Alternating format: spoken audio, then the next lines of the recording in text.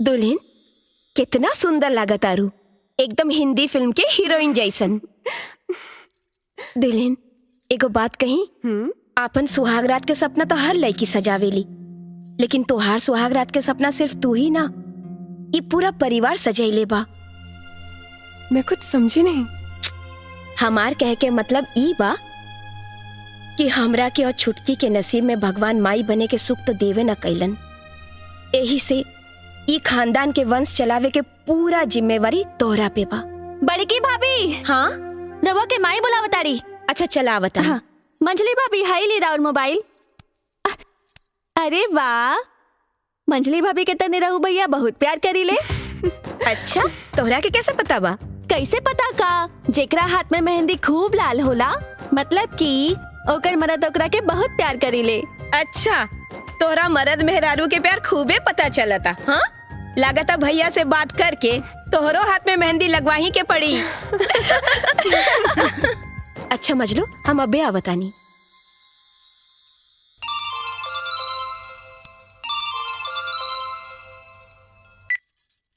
हाय सोनिया। जो के रात रउआ के ने। अरे बिमला, अरे कहाँ जा तारी रे? अरे वो दूध देवे चाची ना।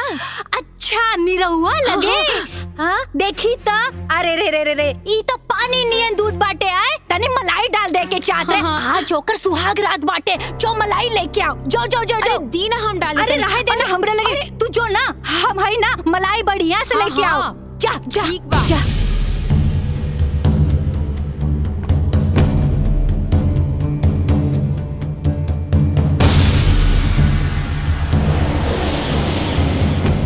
ला चाची, अब तो खुश ना। हाँ पकड़ा। जा बहुरिया से कह दियो कि जरूर पिया दे। जा। हाँ हम एकदम में कह दे। जा जा जा।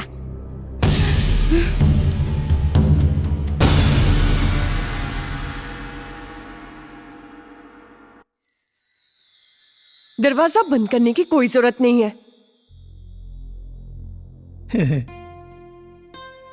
अरे तू तो नाराज हो गिलो। वो बड़की भौजी के चलते थोड़ा लेट हो गया, सॉरी।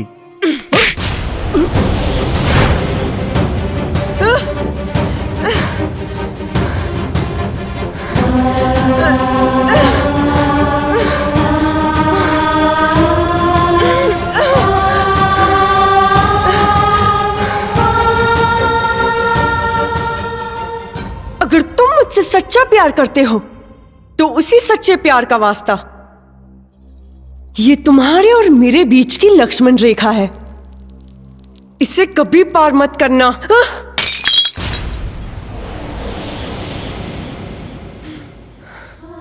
लेकिन काहे किरण, एक तरफ तू हमके प्यार के वास्ता देता और दूसरी तरफ करीब आवे से रोका था। काहे?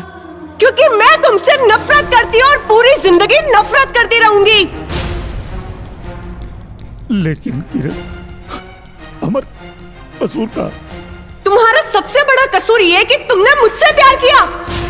बहुत घमंड है ना तुम्हें अपने प्यार पर। मैं तुम्हारा सारा घमंड चूर चूर कर दूंगी। तुम्हारी बीवी होकर तुम्हें बीवी का सुख नहीं दूंगी। तुम मुझे महसूस करोगे लेकिन छू नहीं सकोगे। तुम मुझे देख सकोगे लेकिन पा नहीं सकोगे। रुलाऊंगी, तड़पाऊंगी, तरसाऊंगी, यही सजा है तुम्हारी। निकल जाओ यहाँ से, गेट आउट। अरे कुलच्छनी, अरे ये हमार घर है, हमरे बेटा का घर है, देखो नहीं निकाले वाली रे हैं? तोरा के तोरा औकात बताओ तनी हम। चल, जौन गाय दूध न दे वो माटी में जाए। कोनो रिश्ता नहीं के तोरे घर से, निकल यहाँ से।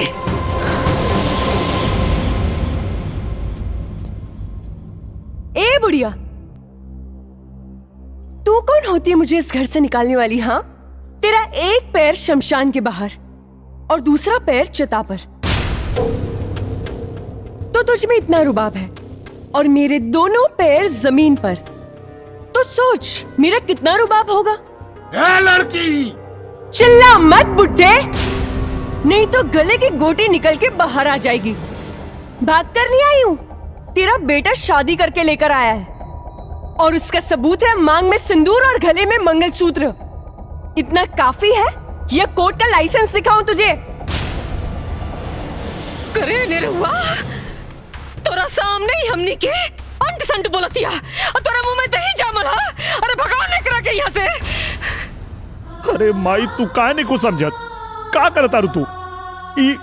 ये घर से अकेल ना जाई, अगर ई जाई तब हमरो जाए पड़ी। हाँ तो जो ना जात का ना पड़े। रहुआ शांत रही, हम बात करता नहीं ना।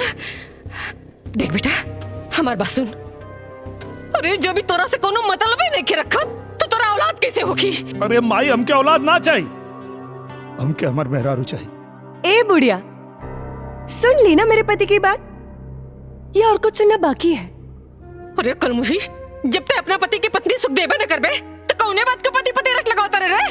ये पति पत्नी के बीच का आपसी मैटर है, डोंट इंटरफियर। अरे माटी में गल तो आपसी मैटर। हमके खानदान का वंश चाहिए बस। वंश का सपना देखना छोड़ दे, मैं तेरा ये सपना कभी पूरा नहीं होने दूंगी। अगर हो गई तब, अगर नहीं हुआ तो अपना मुंह में करखा पोत के सारा गांव घूमब, और अगर हो गई तो तोरा मुंह में करखा पोत के सारा गांव में घुमाइब। मंजूर बात तो मिलाओ हाथ, मिलाओ। चल मंजूर है।